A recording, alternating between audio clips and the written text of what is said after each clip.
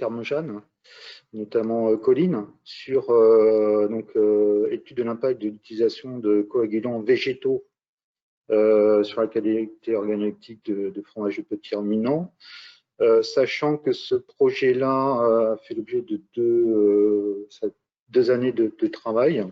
Et donc, c'est une demande ou une thématique, on va dire, très ciblée région PACA. Ça. Voilà. Donc, pourquoi travailler sur cette thématique-là? C'est donc, pour des raisons technologiques, parce que effectivement, dans le bassin méditerranéen, un certain nombre de fromages sont fabriqués à l'aide de coagulants végétaux. Et également, pour des raisons diététiques, notamment nouvelle demande végétarien, kasher, halal. Donc c'est vrai qu'en France, on n'a pas trop l'habitude d'utiliser ce type de coagulants. On utilise des coagulants animaux, des coagulants fongiques, mais très peu de coagulants végétaux. Donc l'intérêt, c'était d'étudier le comportement de ces coagulants donc sur les paramètres technologiques, donc le temps de coagulation, l'acidification, également l'impact de l'utilisation de ces coagulants sur l'affinage, le comportement d'affinage des produits, notamment la protéolyse, donc 1 et 2, primaire et secondaire, et puis également la qualité des fromages issus de ces, ou fabriqués avec ces coagulants végétaux.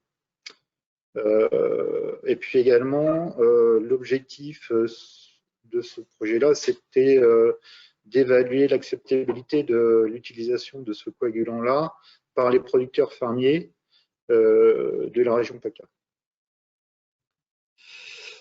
Donc, une brève synthèse bibliographique, donc c'est ce que je disais, il y a différents types de présures à disposition à ce jour, donc animales, on les connaît tous, fongiques, fermentaires, et puis végétales.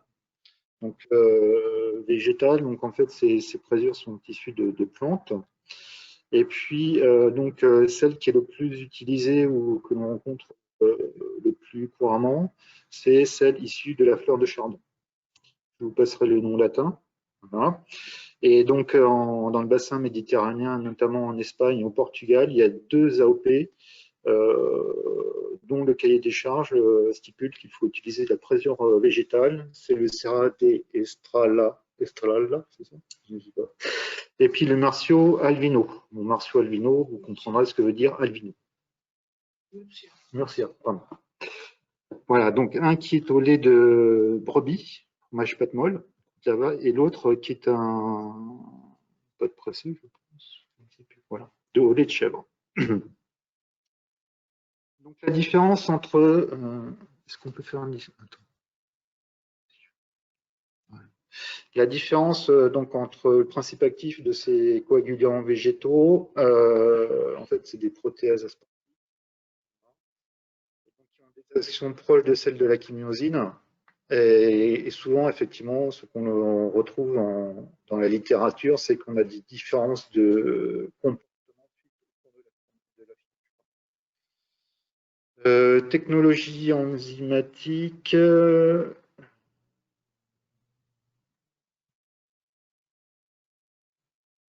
Alors là, bref. En fait, effectivement, ce qui est également relevé dans la bibliographie, c'est que l'intérêt de l'utilisation de ces présures végétales aurait pour effet d'améliorer le goût et la texture des produits. Voilà. En revanche, on n'a pas, ou c'est pas très peu documenté en technologie lactique, donc type Picodon, etc. Et puis en France, on n'a qu'un seul et unique fournisseur, qui est Coca. Et donc qui, lui, dans son argumentaire, dit que ça permet d'augmenter ou d'accroître le goût des produits, ou parfois qu'il n'y a pas de différence. Donc l'objectif de ces travaux-là, c'était d'étudier voilà, la mise en œuvre de cette présure végétale dans les technologies lactiques, et puis d'évaluer après sur les technologies un peu plus présure, pas de pressé, le comportement en affinage et sur le goût.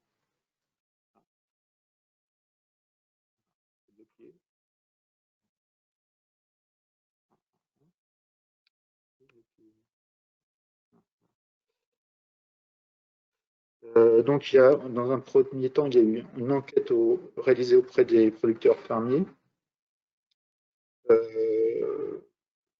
pour savoir voilà, s'ils ont déjà utilisé ou non le coagulant végétal, donc notamment le coagulant disponible en France. Donc en fait, il y a très peu qui l'ont déjà utilisé. Une grande majorité ne l'ont pas utilisé pour diverses raisons. Parce que, notamment, il y en a qui ne savaient pas que ça existait, et d'autres ne voient pas l'intérêt d'utiliser ce type de coagulant. Après, dans ceux qui l'utilisent quotidiennement en routine, ça représente 5% des producteurs fermiers. Voilà. Donc effectivement, alors non, c'est parce qu'aussi ils ne savent pas comment ça se comporte. Voilà. Donc, quelle serait pour vous la première motivation pour utiliser ce produit? 48% par rapport à une demande de consommateurs végétariens ou végétaliens, 35% pour améliorer la qualité du produit, notamment la texture et le goût, comme les arguments présentés par le fournisseur.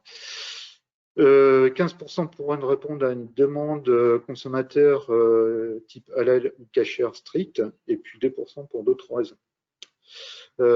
Et après, donc la même question, mais inversée, pourquoi n'envisagez-vous pas d'utiliser ce type de coagulant? C'est parce que les consommateurs n'en ont pas fait la demande. Ce n'est pas traditionnel dans la région PACA, ne connaissent pas ce type de coagulant, ça ne les intéresse pas. Peur d'avoir des problèmes en fabrication, et puis je fabrique des fromages AOP, donc effectivement dans les AOP, le type de coagulant est stipulé, et donc dans la plupart des AOP en France, les coagulants végétaux ne sont pas indiqués.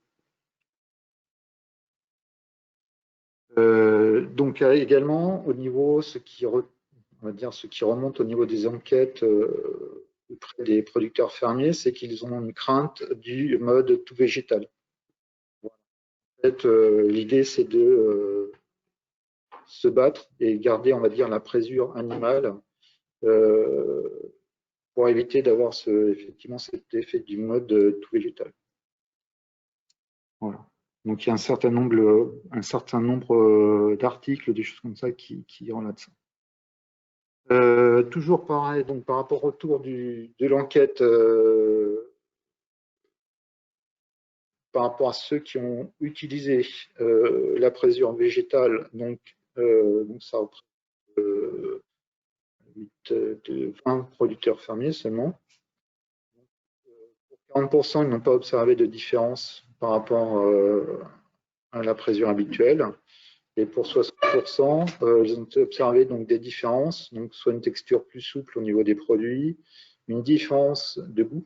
Alors, une différence, on ne sait pas ce que c'est exactement, plus d'arômes, et puis également d'autres différences donc au niveau des temps de coagulation, des rendements et en termes d'affinage. Donc, pour clarifier un peu tout ça, en fait, nos collègues de Carmogène ont fait une manip, une XP pour mieux caractériser, qualifier l'effet de la présure végétale sur différentes technologies fromagères. Donc là, vous avez leur plan d'expérimentation. Donc, ils ont testé la présure végétale sur de la pâte pressée non cuite souple en caillé doux en chèvre, en lactique en chèvre et en pâte pressée non cuite ferme en chèvre et en brebis. Voilà. Donc les résultats au niveau de l'impact technologique. Sur les temps de coagulation, globalement, pas de différence entre la présure végétale et la présure animale, sauf pour la pâte pressée non cuite ferme de chèvre, où un temps de prise a été un allongement du temps de prise de plus 15% en moyenne. Voilà. Au niveau de la cinétique d'acidification, pas de différence entre la présure animale et végétale. Au niveau des rendements fromagers, également pas de différence. Au niveau de la composition physico-chimique du fromage au démoulage, également pas de différence. Et de la composition physico-chimique du fromage à l'affinage, pas de différence. Ce qui était important également ou intéressant à regarder, c'était le gain de protéolyse ou le type de protéolyse pendant l'affinage. Donc pour tout ce qui est technologie lactique chèvre et cahier doux de chèvre, donc le cahier doux de chèvre, c'est par exemple le Banon, il n'y a pas eu des comportements tout à fait similaires avec l'utilisation de coagulants végétaux, donc pas de différence. Et pour les pâtes pressées souples de brebis et fermes de brebis et chèvres, des résultats variables en fonction des technologies. Voilà. Mais ça ne permet pas a priori d'obtenir une protéolyse plus poussée lors de l'affinage, donc éventuellement d'avoir plus d'arômes ou une texture de pâte plus souple. Voilà. Comme il est parfois dit dans les couloirs.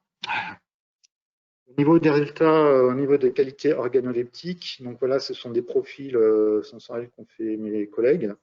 Donc sur les lactiques chèvres après 14 jours d'affinage.